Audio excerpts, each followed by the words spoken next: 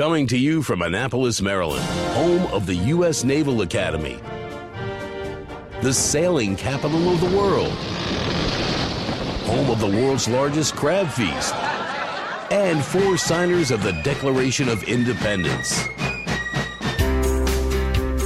This is the Eye on Annapolis Daily News Brief, a daily roundup of local news that you can use, including local sports, local events, local opinion, and local weather from DMV Weather. Now here's your host, publisher of Eye on Annapolis, John Frenaye. Good morning, it's Groundhog Day. Yes, it is February 2nd. This is John Frenaye, and this is your Eye on Annapolis Daily News Brief. Maryland Governor Larry Hogan got some good news yesterday morning. The day after his State of the State address, he learned that Morning Consult released a poll that found him to be the second most popular governor running for re-election this year. In the poll conducted online from October 1st to December 31st, Hogan drew a 66% approval rating. He was one of several first-term Republicans to get glowing reviews in solid blue states. Charlie Baker of Massachusetts came in with a 69% approval rating. Of the Maryland voters polled, 18% disapproved of Hogan's job, while 17% had no opinion. The poll has a 2% margin of error, but interestingly enough, it is nearly identical to the same poll done in July. And some bad news for Governor Hogan as well. Yesterday, he announced that he will have a basal cell skin cancer removed from his forehead over the weekend in an outpatient procedure. In a press conference in Annapolis, he said that the cancer was detected in a routine PET scan, which he has every 90 days. He will undergo the procedure the same day in Annapolis. According to Hogan's doctor, these lesions are extremely common. The governor said that his cancer is completely unrelated to the advanced non-Hodgkin's lymphoma he battled and defeated in 2015, and he attributes the common skin ailment to the 6 years he spent as a lifeguard in Florida. Basically, it's sun damage, he said. In some great medical news, Jarren Jasper is recovering nicely 2 days after having a heart transplant. Jasper is the son of Navy Offensive Coordinator Ivan Jasper, and he underwent a heart transplant in the wee hours of Tuesday morning. According to the family, he is doing fine. The doctors are very encouraged. The heart is beating on itself. There is no sign of rejection, and the family is very, very thankful for the second chance that Jarren has. Yet they're also very sorry for the family that donated the heart and the loss that they are going through.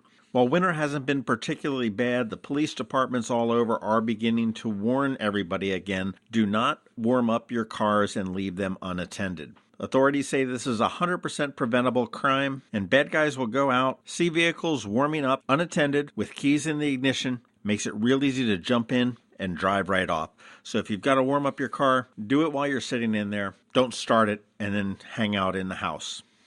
House of Cards has officially resumed production again with 2 new cast members, Diane Lane and Greg Kinnear, who will reportedly play siblings in the show. House of Cards had been put on hold for months after star Kevin Spacey was accused by multiple people of sexual abuse. The show is known for regularly filming in the Baltimore area, including in Annapolis, where our very own State House doubles as the U.S. Capitol.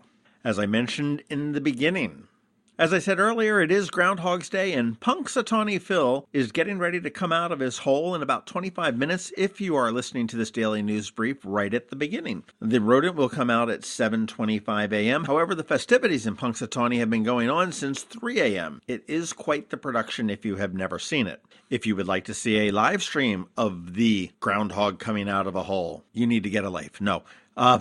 Go to visitpa.com/groundhog. And there is a link there for, yes, a live feed so you can see Punxatawney Phil to see whether he's going to see his shadow or not. I don't put my stock in groundhogs too much, but I do put my stock in George Young with DMV Weather, and he's going to tell us a little bit about whether Punxatawney Phil will see his shadow or not, and the real scoop on our local weather. Hang tight. I'm Sean ONeill, your local RBC Wealth Management Advisor. When you choose to work with me, you'll have access to a worldwide network of financial products and services only available from a leading global institution. RBC's international reputation for physical strength and stability, world-class capabilities, and corporate values is unique in the financial services industry.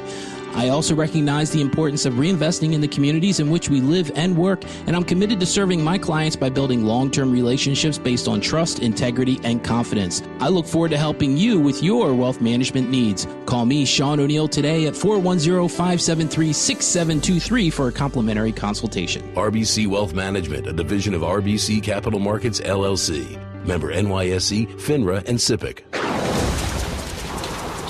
This is Maryland. The weather can be nearly unpredictable. We've got George Young from DMV Weather in Annapolis to sort it all out. Hey everyone, this is George from DMV Weather with your Eye on Annapolis forecast for Friday, February 2nd. So today is the big day, Groundhog's Day. One thing we know for sure is this: while Furry Phil will probably see his shadow since a cold front has moved through most of the eastern U.S. already this morning and skies are trying to clear quickly, he better have a couple of heavy rocks in his mitts or he'll likely get blown down the road to Altoona as strong northwest winds have kicked in behind the front, which will bring a cold and windy day to everyone across Anne Arundel County with temps falling steadily through the 30s and wind chills in the 20s before a very cold night ahead tonight with lows between 10 and 20 degrees. More cold temps tomorrow with highs only in the 30s, but with much less wind. And then Sunday, another storm approaches, but expectations at this point are for it to be just too warm for all snow, and so we should expect a day of cold rain, or maybe some rain and snow mixed. But there just seems to be no real guidance pointing to a storm that stays to our east and keeps enough cold air in place for all snow. Stay tuned in case that changes. Okay, that's it for us today. Make sure you download our free weather app in the Apple App Store or Google Play Store on all of your devices by searching for DC MDVA Weather, and also follow us on our website at dmvweather.com or on Twitter or Facebook so you can always stay weather informed. This is George Young of DMV Weather with your Annapolis forecast. Make it a great weekend out there, and remember, whatever the weather outside, have fun and be safe. Podcasting is growing, and since we launched the Eye on Annapolis Daily News Brief in September 2017, we've seen an incredible response with more than 10,000 subscribers. We publish every Monday through Friday at 7 a.m., and our subscribers are listening to the DNB in their homes, in their cars, in their offices, during their workouts, and virtually anywhere on demand. They are finding us wherever podcast or audio happens, including Apple Podcasts, Spotify, Amazon Echo, and Google Play. If you're interested in tapping into this growing market in an incredibly affordable way, why not consider sponsoring the Eye on Annapolis Daily News Brief? You can sponsor a single episode, a week, or a full month for a lot less than you might imagine. Intrigued? Shoot us an email. The email address is info@eyeonannapolis.net. Let's see if it makes sense for you. If you're looking for local sports, it's right here, right now on the Eye on Annapolis Daily News Brief. Hey guys, Kevin here from ShellBack Sports. Jumping right into all the things you can look forward to this weekend. Starting tonight with varsity basketball, boys and girls. Severna Park is at South River. North County is at Meade. Southern at Arundel. Old Mill at Chesapeake. Glen Burnie's at Northeast. And Broadneck will be at Annapolis. Maryland basketball took to the floor Wednesday night in another Big Ten matchup against number 3 Purdue, falling 67-75. The injury bug continues to plague the Terps as senior center Michael Tchaikovsky was out with a heel injury. And finally, the NFL season comes to a conclusion this weekend in Super Bowl 52 in Minneapolis, where the Philadelphia Eagles will face off against the New England Patriots. Tom Brady is looking for his record-setting 6th Super Bowl victory, while the Philadelphia Eagles are looking to secure their first Super Bowl win in franchise history. That's all I got for you. Make sure you're following me on Twitter at @KChaneySports and checking me out on Facebook, ShellBack Sports. Need to make plans for the weekend? We got you covered. Here are our top picks. Be sure to visit eyeonannapolis.net to sign up for the events newsletter with a listing of all the upcoming area events.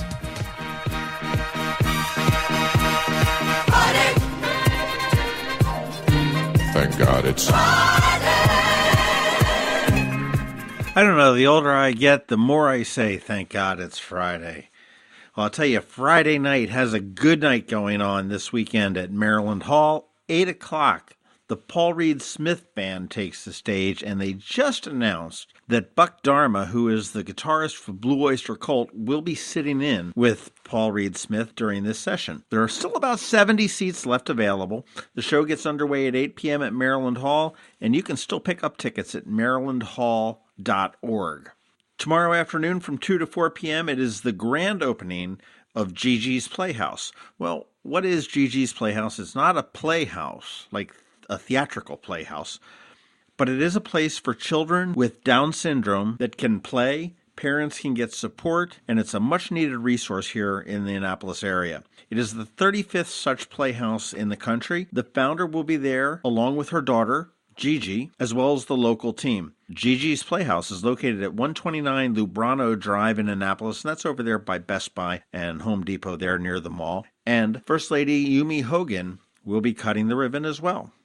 Sunday morning, the Riva Road Farmers Market has their grand opening for the winter. They tried to do it a couple weeks ago, but they got snowed or weathered out, so they're going to try it again this Sunday. Check that out. Gets underway early, shuts down at about noon.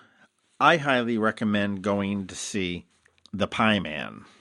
From 11:30 to 1 on Sunday, it is the 12th annual Soup Bowl. And this is a fundraiser for the Lighthouse Shelter being held at Heritage Baptist Church right there on Forest Drive. It is the 12th annual Soup Bowl, and this is sort of spearheaded by Chef Zachary Pope, who comes up with some different recipes. There's usually a lot of luminaries that will be serving out there, probably the mayor, the Speaker of the House. You might have the President of the Senate. You never know who might be behind the soup line. It is free to attend, but they do ask for a donation. So if you're looking for a little pre-gaming for the Super Bowl, head to the Soup Bowl.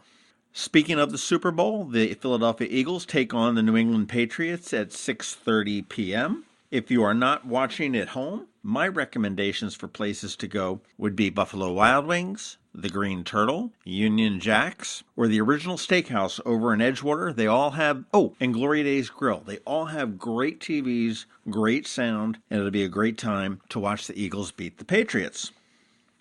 Okay, that's about it for the weekend, and that's plenty. We will see you Monday, and just instead of our regular ending today, let me just leave you with this.